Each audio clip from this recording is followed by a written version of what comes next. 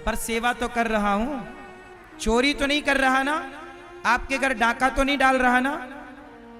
यदि मैं भीख मांग मांग कर सेवा कर रहा हूं, सोचिए आपके कितने बच्चे हैं, 2, 3, 4, 5 बच्चे होंगे। आप 5 बच्चों को पढ़ाते होंगे, अच्छा पढ़ाते होंगे, उनकी फीस भरते होंगे। ये दास अनिरुद्ध 150 बच्चों को निःशुल्क पढ़ाता है, उन बच्चों की फीस भरता है, उन बच्चों की कॉपी खरीदता है, उन बच्चों के लिए कपड़े खरीदता है, उन बच्चों के लिए अच्छे शिक्षक लाके देता है कि हमारे बच्चों को ये पढ़ाएंगे। क्यों?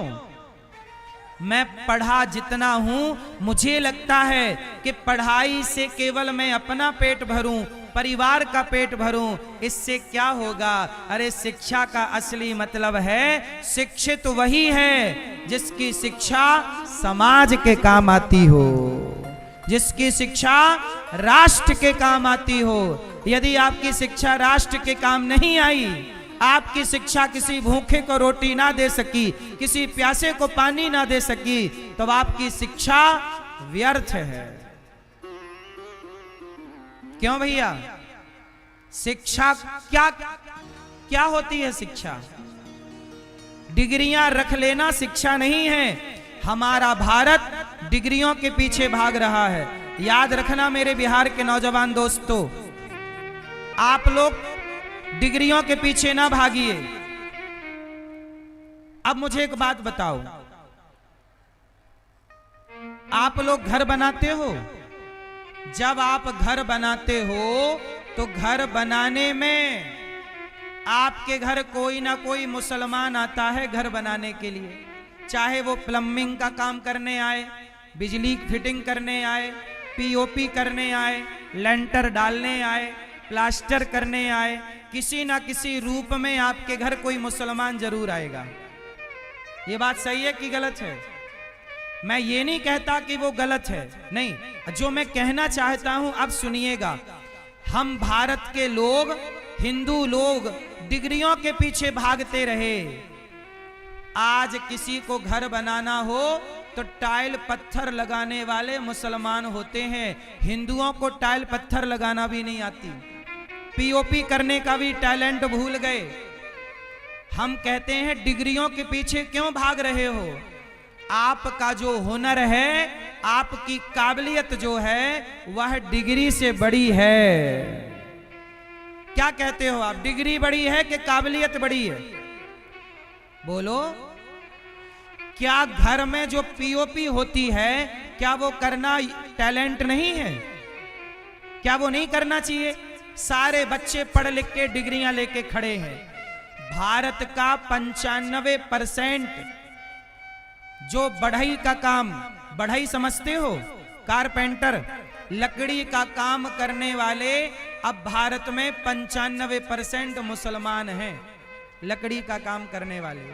हिंदू कहां चले गए पता नहीं। बाल काटने वाले मुसलमान, नाई कहां चला गया पता नहीं। कोई भी काम, चूड़ी पहनाने वाले तुम्हारी बहन बेटियों को मुसलमान चूड़ी पहना रहा है, तुम बोल रहे हो ये काम छोटा है, ये काम छोटा है। तुमने काम करना छोड़ दिया तो तुम्हारे कामों पर दूसरों ने कब्जा कर लिया। अरे आप जो काम करते हैं वो काम करते रहिए, आपका काम आपको रोजगार दे रहा है। जरूरी नहीं है कि आपके पास बड़ी बड़ी डिग्रियां हो, भगवान करे डिग्रियां हो, पर डिग्रियां हैं पर आपके पास हुनर नहीं है। अच्छा, मुझे ही किसी व्यक्ति से कोई काम कराना है तो मैं डिग्री वाले से कराऊंगा कि हुनर वाले से? बोलो। मुझे क्या करना? आपकी डिग्री रखो तुम अपने पास, हमें आपकी डिग्री से कोई मतलब नहीं। डिग्री का काम सरकार के पास है बस। सरकार को हुनर से मतलब नहीं है और सामान्य व्यक्ति को हुनर से मतलब है। चाइना तरक्की क्यों कर गया? क्योंकि चाइना ने अपने बच्चों को डिग्रियां देने में नहीं लगाया, डिग्रियों के पीछे भागने में नहीं लगाया। वहां का बच्चा जो करना चाहता है उस फील्ड में वो आगे ले जाते हैं उस बच्चे को और उसको हुनर सिखाते हैं। एक बात बताओ, आपके अंदर कोई हुनर है तो क्या आप भूखे रहोगे? इसलिए डिग्रियां डिग्रियां, नंबर नंबर लाओ, 100 नंबर लाओ। माँ बच्चे को डांटती है, 95 नंबर क्यों लाया? 99 नंबर लाना चाहिए था।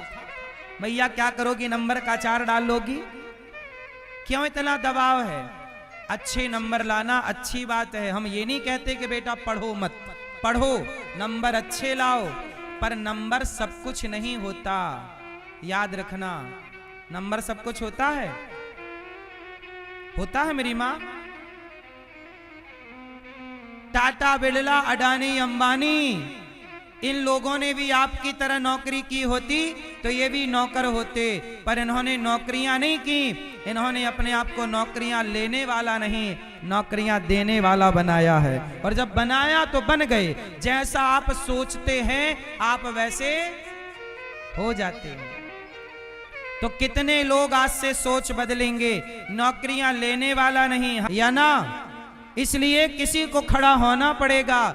इसलिए एक विद्यालय ये दास बना रहा है और आपका आशीर्वाद सहयोग रहा, आप भी जनता जनार्दन सहयोग करेंगे तो रक्सौल में भी हम आपको एक विद्यालय बना के देंगे निःशुल्क। लेकिन उसके लिए आपको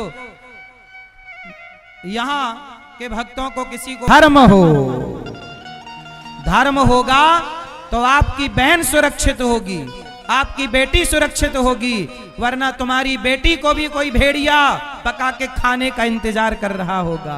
14-14 साल की लड़कियों के साथ 60-60 साल के लोग बलात्कार कर रहे हैं। ये बात सही है कि गलत है? कौन है ये लोग?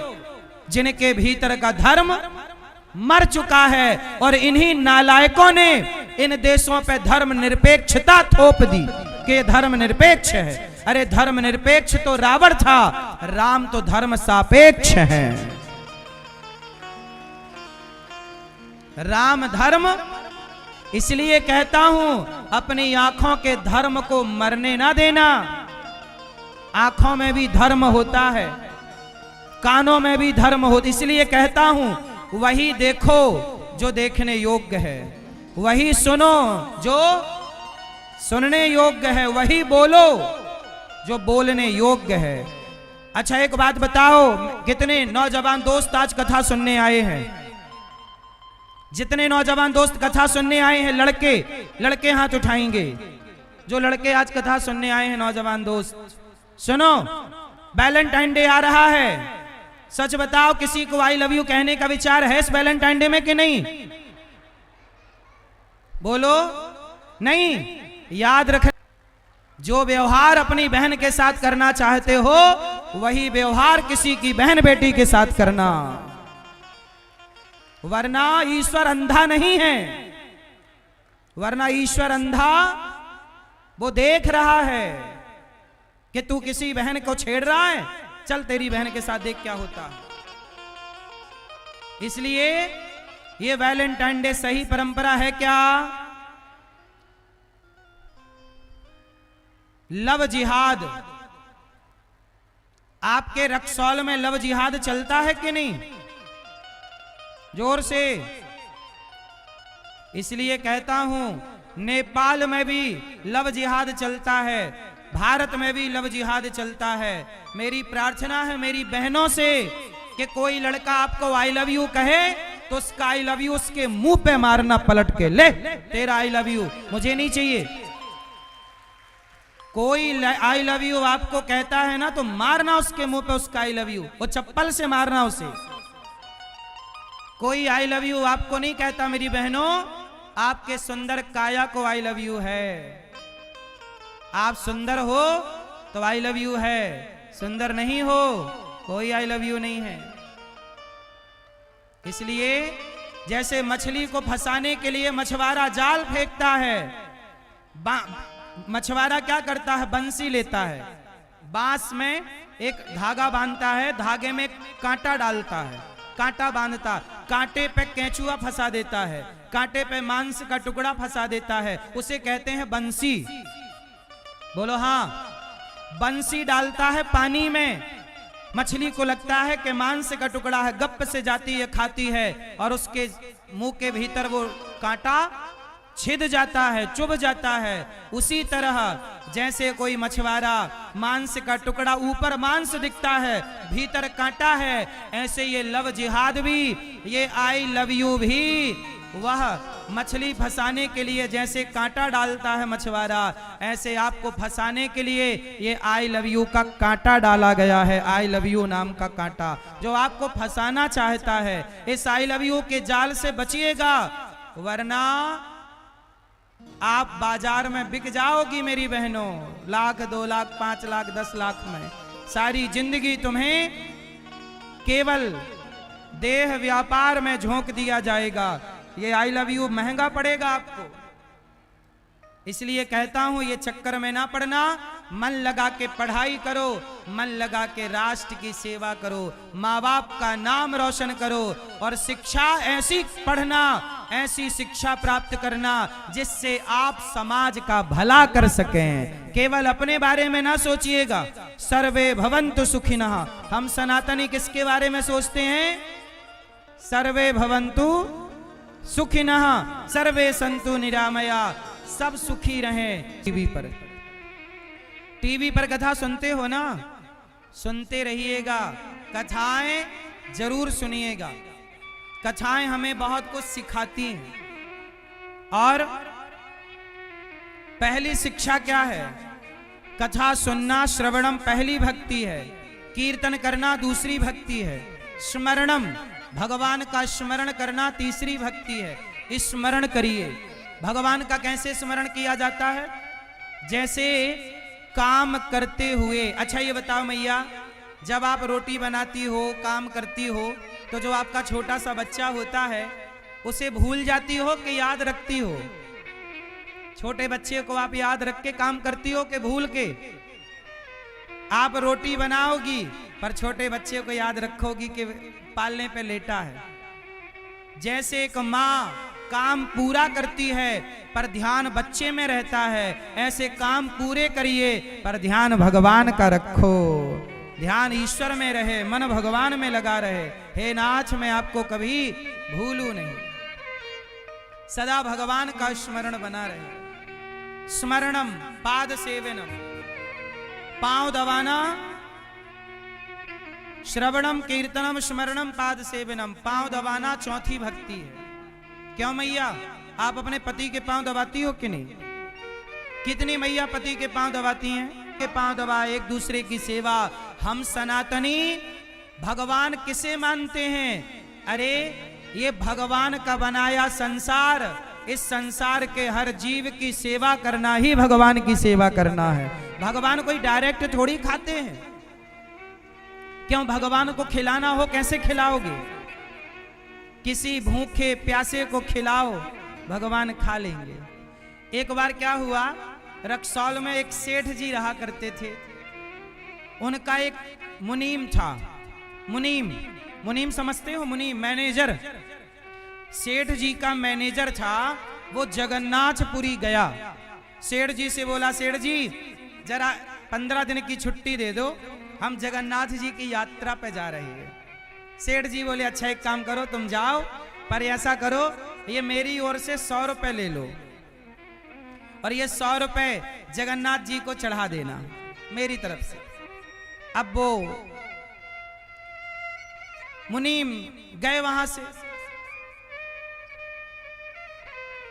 है ना, वो वहां गए, 100 रुपए सेठ जी ने दिए, 100 रुपए लेके गए। अब जब 100 रुपए लेके चले, चलते चलते मैनेजर साहब, मुनीम साहब जगन्नाथपुरी पहुंचे तो वहां देखा क्या कि कुछ संत लोग कीर्तन कर रहे थे।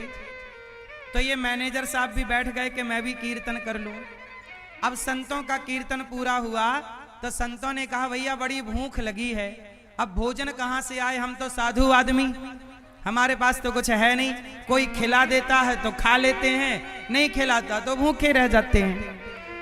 तो वो सेठ का जो मैनेजर था मुनीम, उसने संतों से कहा कि अच्छा आप लोग बैठो, हमारे सेठ जी ने 100 रुपए दिए हैं भगवान को चढ़ाने के लिए, उसमें से हम आपको भोजन कराते हैं।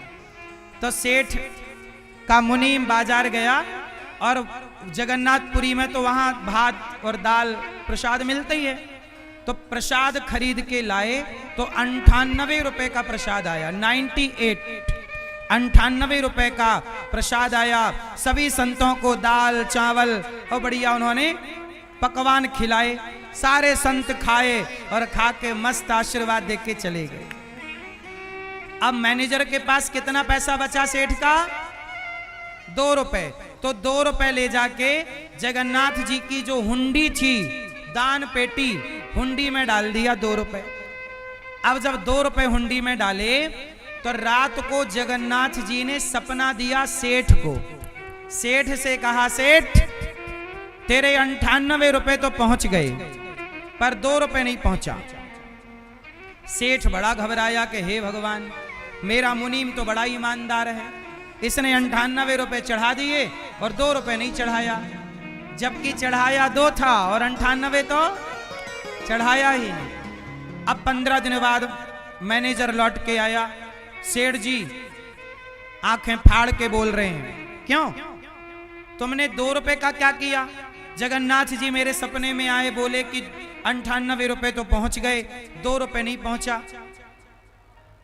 तब वो मैनेजर रोने लगा, सेठ जी आप कितने भाग्यशाली हैं कि आपके सपने में जगन्नाथ जी आए। अरे ये तो बता कि 2 रुपए का क्या किया तूने? सेठ जी बोले,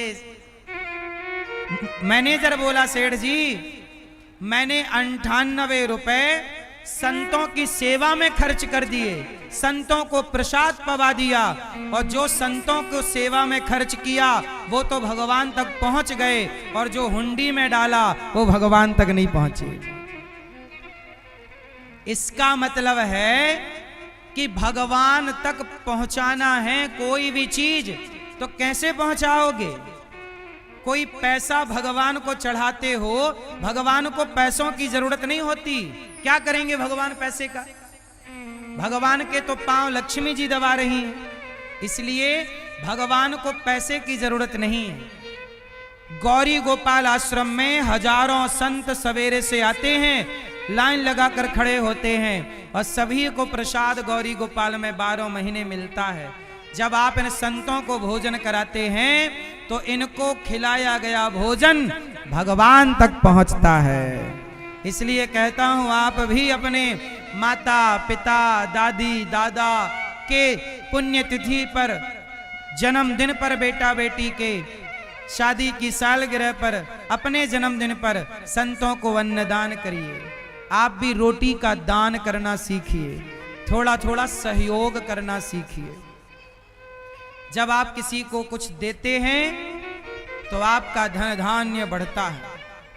इसलिए कहता हूं अन्नदान करना सीखिए। प्रहलाद जी ने चौथी भक्ति श्रवणम कीर्तनम स्मरणम पाद सेवनम अर्चनम, भगवान को पुष्प चढ़ाना, वंदन करना, सख्य भाव रखना, समर्पण करना, ये नवधा भक्ति। हिरण्यकश्यपु ने प्रहलाद जी से कहा, चल बोल तेरा भगवान कहाँ है? आग में बिठा दिया, भगवान ने रक्षा की। पहाड़ से फेंका, भगवान ने रक्षा की। कहाँ तेरा भगवान? प्रहलाद जी बोले सब जगह। क्या इस खंबे पर है? हाँ, जो प्रहार किया खंबे पर, खंबा टूट गया और नरसिंह भगवान प्रकट हो गए। बोलिए नरसिंह भगवान की जय हो। जब नरसिंह भगवान प्रकट हुए तो हिरण्यकश्यप बोला, आप कौन हैं? भगवान बोले, तेरी मृत्यु। हिरण्यकश्यप बोला, मैं मरूंगा ही नहीं। क्यों नहीं मरोगे? मैंने वरदान मांगा है, ना दिन को मरूं ना रात को मरूं। भगवान नरसिंह बोले, ना ये दिन है ना रात है, संध्या का समय है, अब तो मरेगा। बोले, ब्रह्मा के बनाए 12 महीने में किसी महीने नहीं मरूं। भगवान बोले कि यह पुरुषोत्तम महीना चल रहा है, 13वां महीना, अब तो मरेगा। कितना होशियार था हिरण्यकश्यपु। उसने वरदान कैसे मांगे थे कि 12 महीने में किसी महीने नहीं मरूं। तब भगवान ने हिरण्यकश्यपु के लिए 13वां महीना बनाया, पुरुषोत्तम महीना। बोलो हाँ। बोले, ना अस्त्र से मरूं ना शस्त्र से मरूं। भगवान बोले, ना खून से मारूंगा, ना अस्त्र है ना शस्त्र। बोले, ना अंदर मरूं ना बाहर। भगवान बोले, देहरी पे मारूंगा। बोले, ना ऊपर मरूं ना नीचे। भगवान बोले, गोद में मारूंगा। हर प्रश्न का उत्तर दिया। बोला ब्रह्मा के बनाए किसी व्यक्ति से नहीं मरूं। भगवान बोले ब्रह्मा मुझे नहीं बनाता, मैं ब्रह्मा को बनाता हूं। भगवान बोले। हिरण्यकश्यपु की छाती विदीर्ण कर दी और गोविंदाय नमो नमः प्रहलाद जी ने स्तुति की। ब्रह्मादयः सूर्यगणा मुनयोऽथ सिद्धा सत्त्वैकतानमतयो वचसां प्रवाहये नाराधितुं पुरुगुणैरधुनापि विप्रो किं तोष्टुमर्हति समे हरिरुग्रजाते। भगवान ने प्रहलाद से कहा बेटा कुछ मांग लो। प्रहलाद जी ने कहा प्रभु कभी कुछ मांगने की इच्छा ही ना हो, यही वरदान दीजिए। भगवान ने तथास्तु कहा। प्रहलाद जी को भगवान ने राजा बनाया। देखो भगवान अपने भक्त को राजा ही बनाते हैं। लोग